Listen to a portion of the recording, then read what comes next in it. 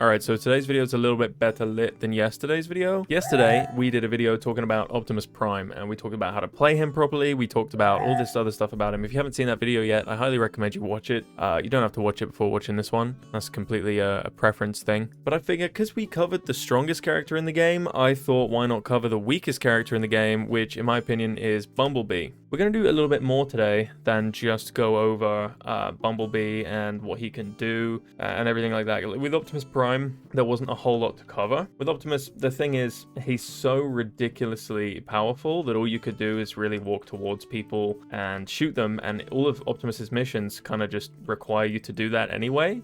You don't actually use him for anything other than just walking into things and destroying them, which is not quite the same for Bumblebee. I feel like a little bit more context is required for Bumblebee, and I want to go over some of that context today. I want to go over some of his missions, his individual missions, because I don't think he was inherently made for combat. Apart from one mission that he's in specifically, I don't think he was inherently really made for combat, and that just kind of boils down to how the game was designed in general. The game wasn't really balanced for PvP, which is really obvious when you start looking at the characters and their stats and all that kind of stuff. PvP is ridiculously unbalanced. The tier list has a massive divide or wedge straight down the middle of it, because half of the characters are so much stronger than all the other ones, to the point where it's unfair. I remember when I played this when I was younger, Bumblebee's character model was my favorite character model, namely his vehicle mode. Something about his vehicle mode was really, really cool. Oh, this is the section from the end of the game when Optimus drives down this road. I always thought his vehicle mode looked really cool. You can't really see it. There's a Decepticon there. I'm in downtown right now. I'm going to try and get to a bit more of an open area so I can show you. His vehicle mode, if I do the turbo drift, you can kind of see, or I mean if I just quit the main menu and go to the character selector, you can see here his vehicle mode just looks really, really nice. I love how Bumblebee's vehicle mode looks in this game, and I'm really happy that they went with the original Camaro from the 2007 movie, and they didn't go with the upgraded version that he gets like almost immediately. I always thought Bumblebee looked so much better with this old, I think it's a 1969 Camaro. It could be 1970s. I think it's 1970s actually. Someone tell me in the comments what car it actually is, because I can't open Google right now.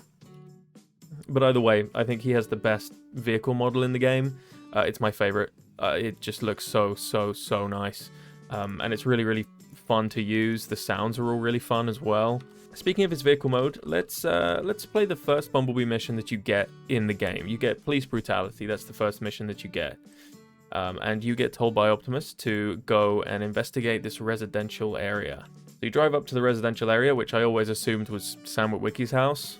You see Barricade, whose head is floating off of his shoulders for some reason. I don't really know why that's going on like that. Barricade starts running away, and we have to chase him down. Unlike the Decepticons version of the game, you can't shoot Barricade in this. In the Decepticons version, when you're Barricade, you can shoot Bumblebee, which is really handy because you can just get the mission done quicker.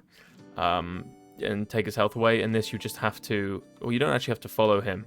You have to follow a specific path, which if you've never played the game before, you're going to have to follow Barricade. But if you already know the way to the end of the mission and where you're going to end up, you can actually just go ahead of him like this.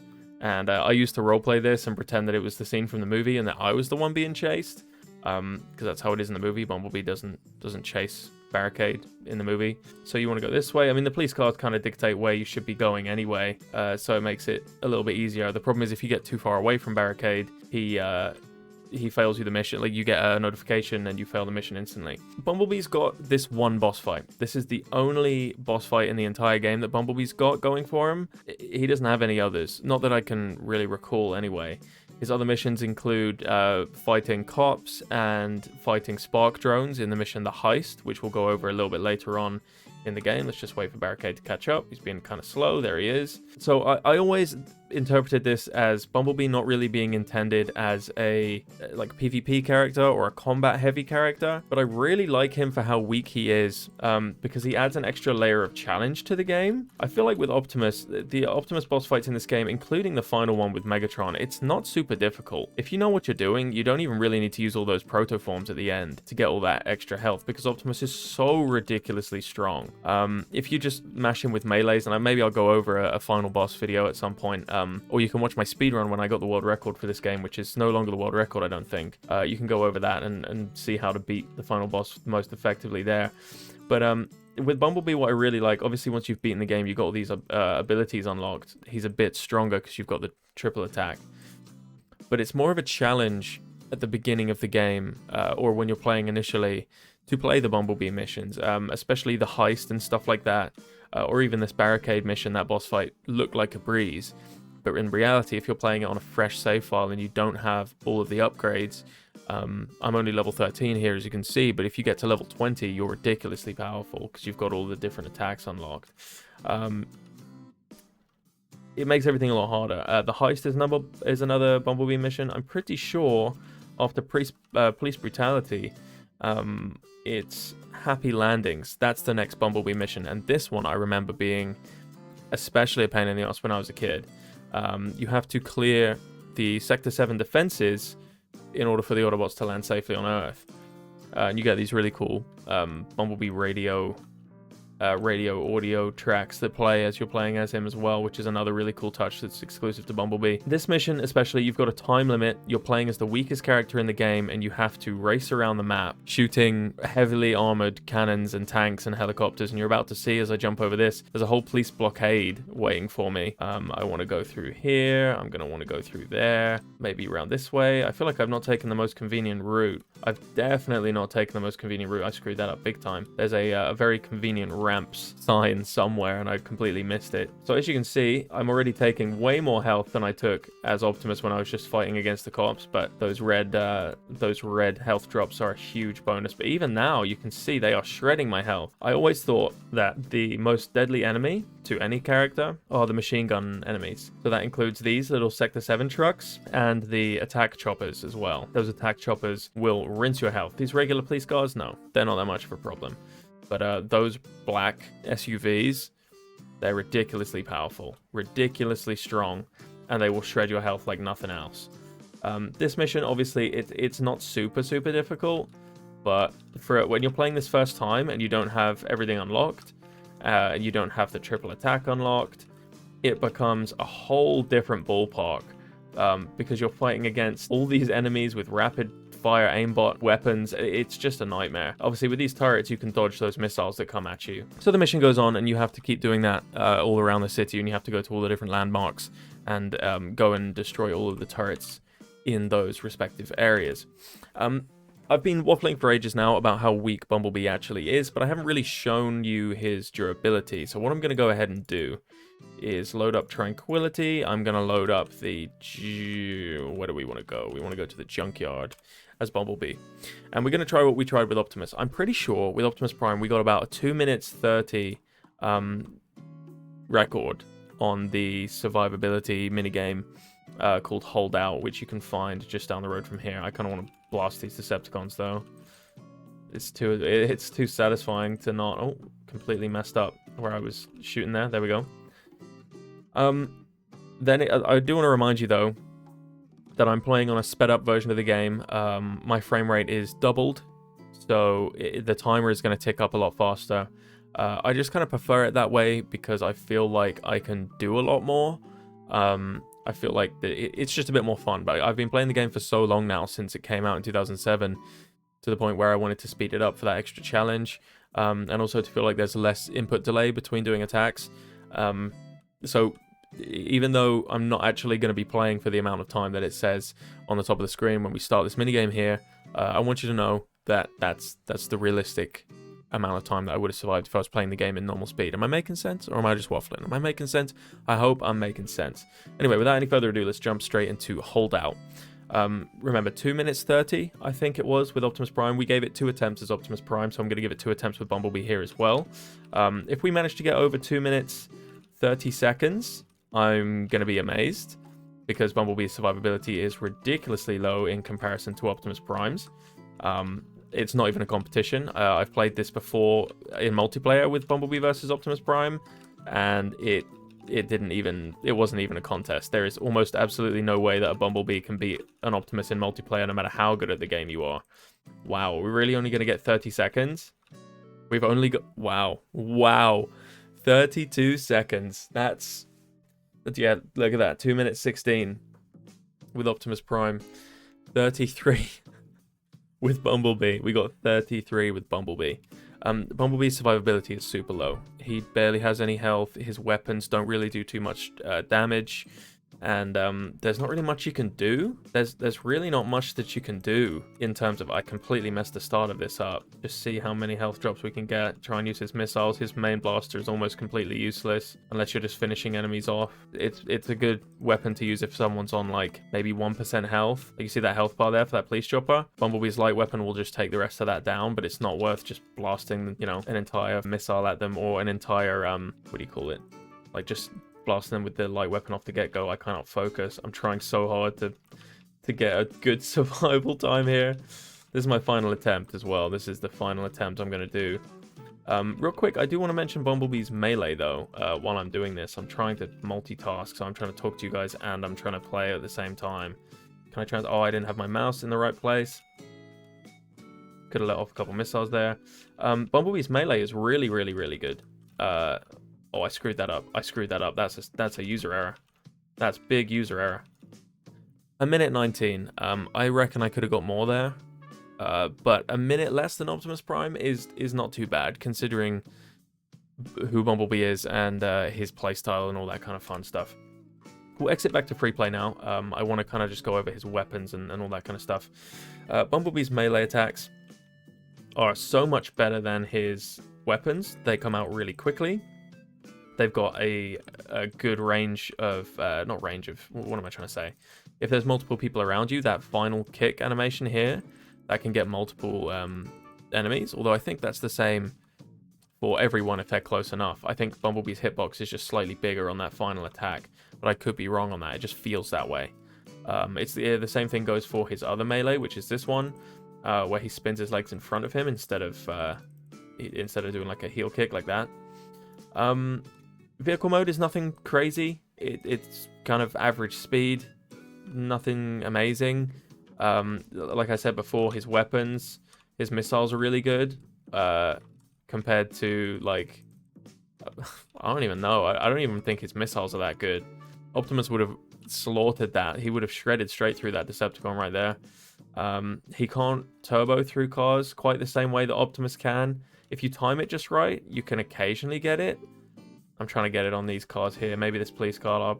Yeah, okay, that police car I was able to get it. Like the 7 truck, nope. Let's try on this. Nope, not quite. Not quite there. Oh, I completely missed that one. Through the flame truck, nope. See, with Optimus, I was able to just turbo boost through absolutely everyone. It hit the Bumblebee's light weapon. If you're seeing this, look how long that took to. Oh, he's not even dead. I didn't even kill him. Bumblebee's light weapon is not great. It's really not anything to boast about or write home about. It's lackluster. His missiles, again, not amazing. You get flung around infinitely. What you really want to do as Bumblebee is probably not play him. If you were going to play multiplayer, I would suggest Bumblebee is the last character that you pick.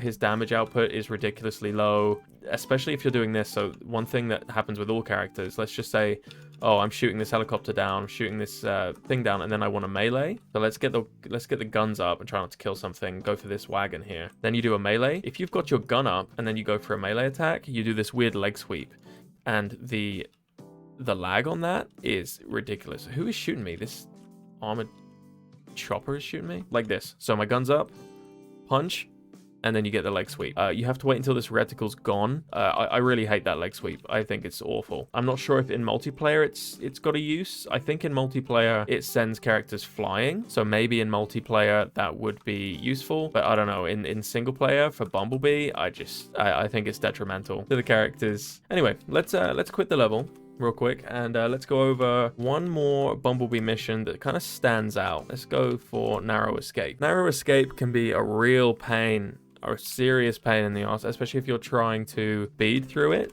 Bumblebee has barely any health, and I mean, in boss fights in this game, a lot of the characters have barely any health compared to the boss's damage output. I actually think they've probably got a normal amount of health. It's just that boss's damage output is ridiculously high.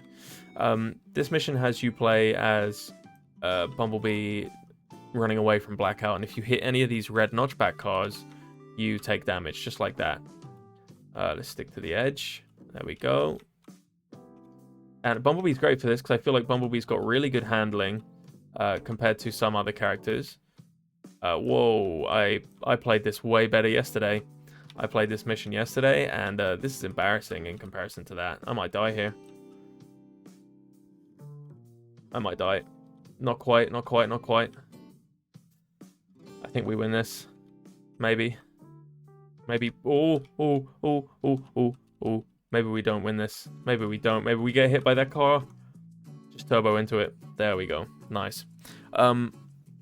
Bumblebee's handling is really great. Vehicle mode. I know this kind of review of the character is really disjointed. His vehicle mode has really great handling. There's just not a lot to say about him.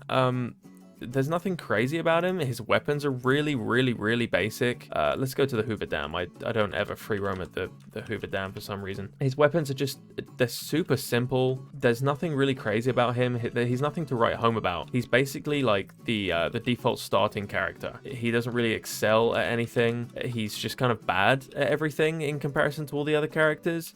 And that's kind of it. I want to mention Jazz. I mean, I'm going to make a video about Jazz individually. But compared to Jazz, Bumblebee, I think he's not as interesting from a gameplay perspective, because Jazz has an element of, he's got an element of skill to his secondary weapon, his little like electric blue bomb things, and we'll go over that in the Jazz video, which I might do next actually, is a good follow-up to the Bumblebee video. There's nothing really to write home about. I find him fun. I just wish that there was more done with him in this game. I kind of wish you played as Bumblebee for a lot more of the missions that you play as the custom character for. There are a lot of missions that I feel could have been done with Bumblebee, specifically Information Superhighway, which has you running around scanning all those radio towers at the beginning of the game, trying to find the location of the glasses. That could have easily been a Bumblebee mission. And there's a couple of other missions, I think, when you're in Hoover Dam, that could have been taken by Bumblebee as well, just to give him something a bit more to do. I feel like he's kind of neglected in this game. He's really weak. There's a later mission in the game as well that has you protecting him as Optimus Prime, and then one of the final missions in the game has you protecting him as well. He's treated like a really fragile little kind of really squishy, pointless character. Not pointless, but like he's treated as really, really weak, is what I'm trying to say. He's treated like he's ridiculously weak, and he constantly needs to be babysat. And I suppose maybe that's accurate to G1, sort of, kind of. He's the squishy spy, but in the movie that this game is based off of, that's definitely not him. He's definitely not super squishy like that. He tanks tons and tons of damage in that movie. He has. So I think it's just kind of inaccurate in general, how he's portrayed in this game. But I do still enjoy playing as him. He's got a really nice aesthetic design. All of his sound effects are really, really nice. I like that he uses the radio instead of speaking. I think the radio is only ever used in Transformers the game for the console after this. Once these first 2007 movie games came out, they stopped bothering with the radio speech, I'm pretty sure. Again, I could be wrong on that too. Anyway, that's kind of all there is to say on Bumblebee. Not really a whole lot else to say about him. He's a really basic character, nothing special, gets the job done. He's used for a pretty fun collection of missions throughout the game, but I think he is definitely heavily underutilized.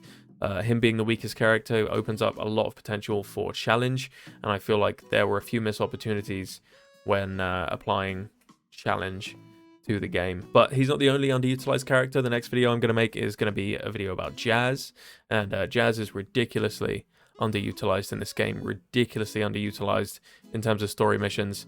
So we're going to be talking about him real soon.